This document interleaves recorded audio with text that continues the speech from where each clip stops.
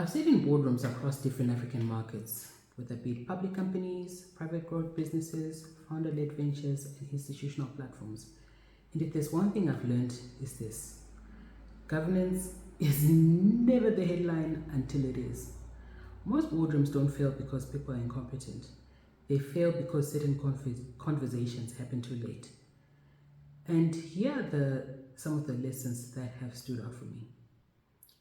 Firstly, personality often substitutes for structure. In many high growth African companies, strength flows from a charismatic founder or a dominant shareholder. When that individual is capable, the business thrives. When they are not capable, or if they do something wrong, very adverse things happen, to say the least. But when governance is personality driven rather than system driven, resilience becomes fragile. Boards that formalize authority, document decision thresholds, and define escalation pathways early are calmer during the crisis. Another thing I've learned is that silence is data. In several boardrooms, the loudest voice shapes direction, but I've learned to watch the quiet directors.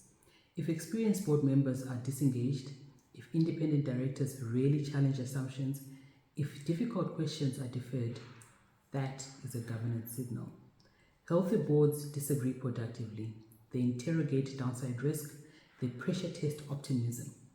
Polite harmony is not always a sign of strength. Another thing that I've learned is that information flow determines oversight quality.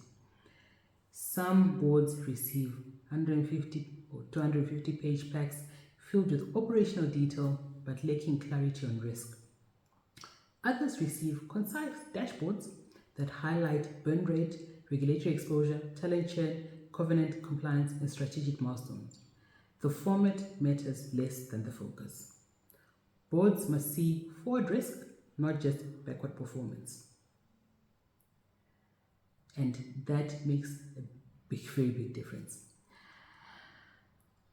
Another thing that I've noticed is that founder or investor alignment is where the hidden fault line lies. At Series A and Series B levels especially, tension is natural. Founders want speed and control, investors want discipline and visibility. Where vesting schedules, reserve matters, and performance expectations are clearly structured, that tension becomes productive. Where alignment is vague, conflict compounds quietly and often surfaces during the next funding round. That's when everything falls out. Governance maturity directly affects the cost of capital. Your institutional investors, whether it be pension funds, DFIs, or global LPs, are not simply assessing opportunity, they're actually assessing oversight quality. When governance structures are transparent and comparable, capital flows more confidently. Where governance is opaque, even the strongest businesses are discounted. Finally, governance is often cultural before it's procedural. You can have beautifully drafted policies that no one follows. You can have independent directors who rarely challenge management and are just there to get their paycheck. The strongest boards I've seen share a common trait. Accountability is normalized. Questions are welcomed. Data is respected. Decisions are documented. Governance, at its best, is not adversarial. It's actually protective. Across Africa, entrepreneurial energy is extraordinary. Capital is increasingly sophisticated. Markets are deepening. But what will determine long-term resilience is not just growth, it's governance structure. Because when governance is strong, strategy becomes clearer.